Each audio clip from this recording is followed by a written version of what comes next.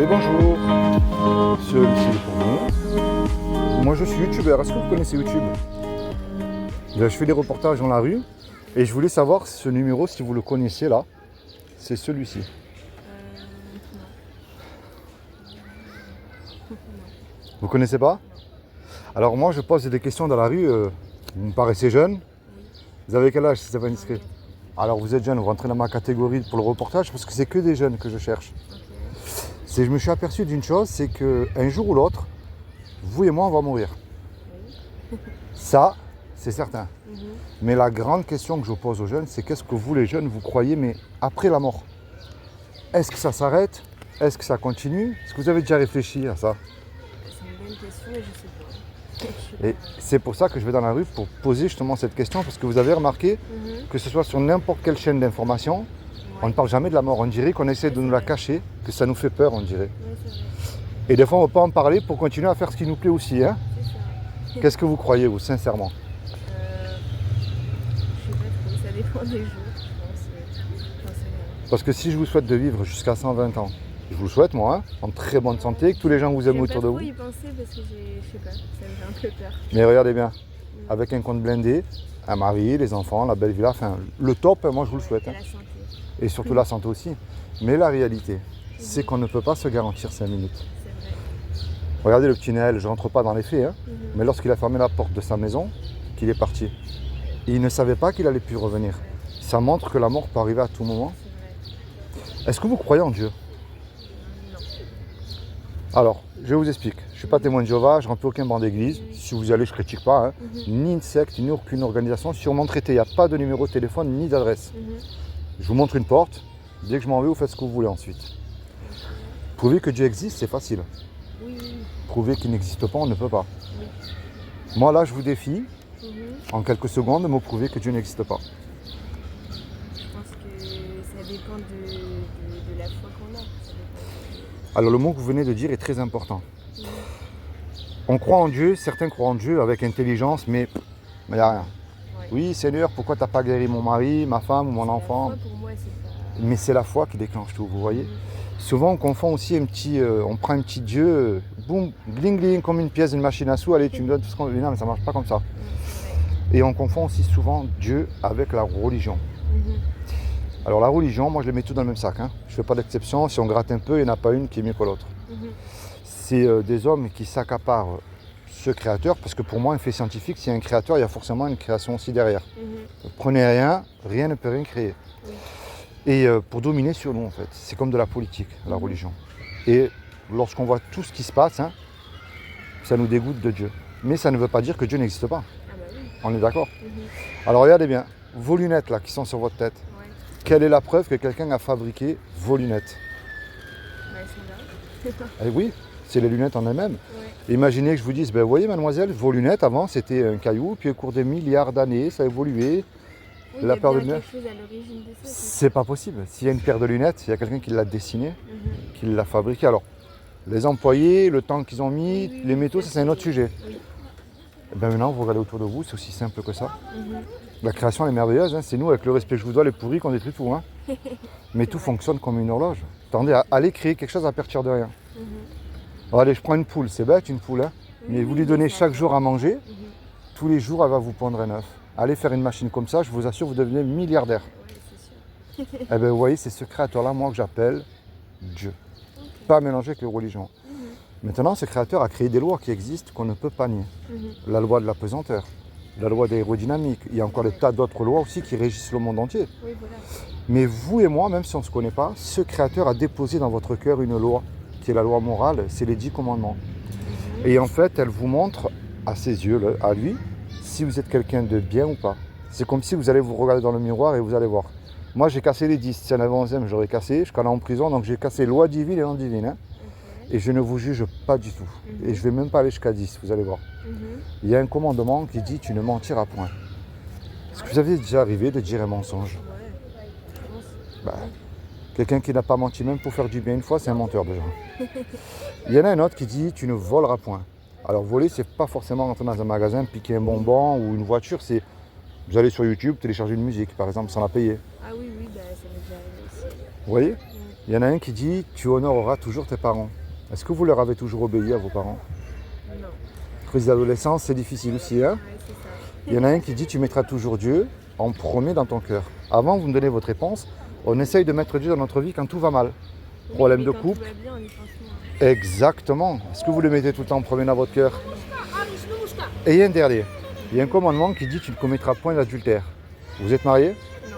Mais Jésus a mis une barre au-dessus parce qu'il a dit quiconque a regardé un homme et une femme avec de la convoitise, même une image pornographique, quand je définis n'importe quel être humain, de me dire qu'il n'a pas fait une fois, eh ben on a déjà combien d'adultères dans notre cœur? Et oui, et vous voyez pourquoi elle est belle cette loi? Parce qu'elle montre que je n'ai pas le droit de vous juger moi. Ce que vous avez commis, je l'ai fait aussi.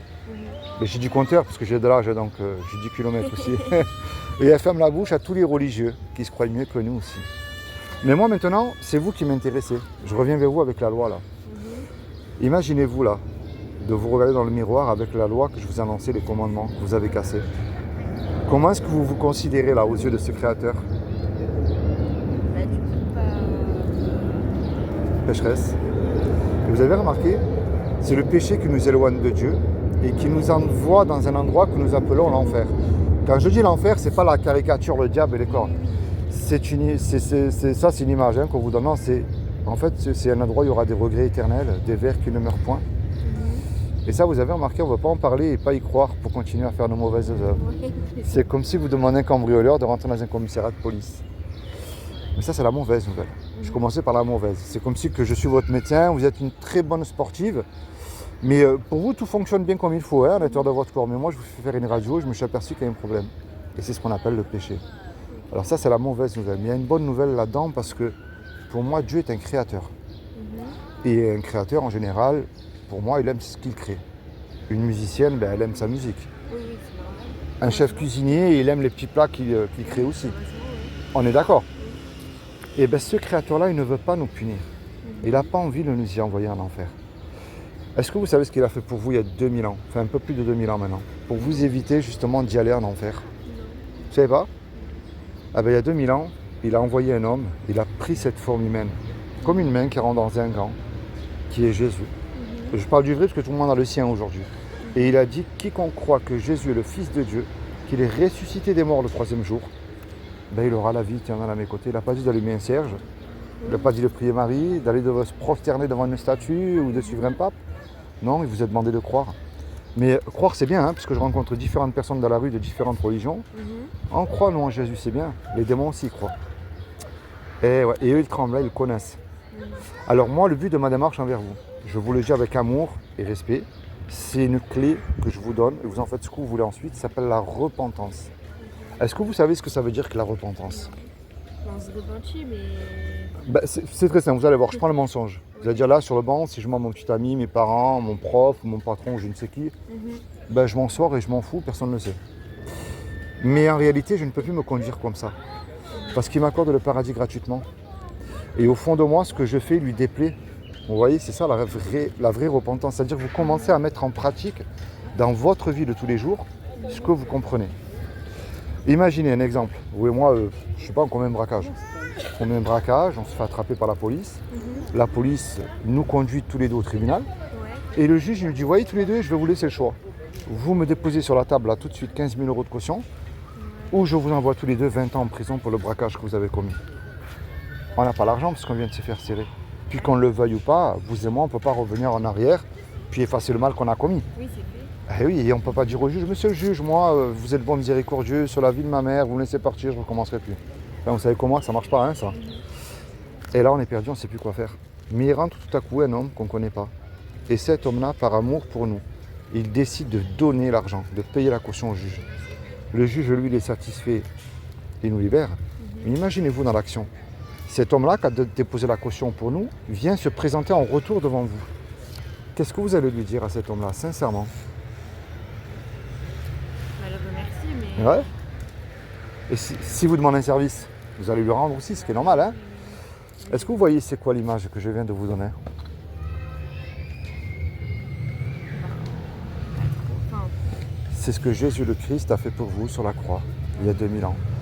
On l'a insulté, on lui a craché dessus. Il a simplement dit, Père, pardonne-leur parce qu'ils ne savent pas ce qu'ils font. Il y a aussi écrit dans la Bible, car Dieu a tant aimé le monde qu'il a donné son Fils unique afin que quiconque croit en lui, mais avec foi. C'est la foi qui déclenche tout. C'est ce que vous avez dit au tout début. Et héritera de la vie éternelle à ses côtés. Vous savez, la mort, c'est rien, c'est un test pour moi, ça continue après. Mais la grande question, est-ce que je suis réconcilié avec ce Créateur? Est-ce que je suis sûr d'avoir accès au paradis avec lui? Vous savez, il y a une chance sur deux. Si je me suis trompé, j'aurais rien fait de mal, et puis vous n'aurez rien perdu.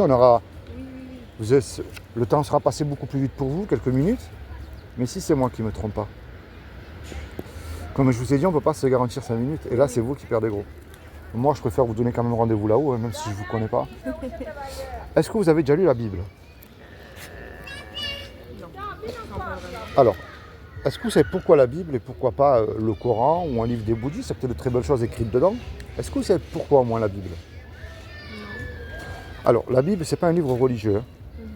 On ne veut pas la lire et on ne veut pas s'y intéresser à cause de mauvaises personnes qui s'en servent. C'est faites ce que je dis, mais pas ce que je fais, en général. La Bible, c'est un livre historique. Vous allez le retrouver à travers l'histoire et l'archéologie. Vous prenez quand même l'archéologie, c'est une science. Et Abraham, Noé, Moïse, Jésus et les apôtres, on ne peut pas dire qu'ils n'ont pas existé, ces hommes-là.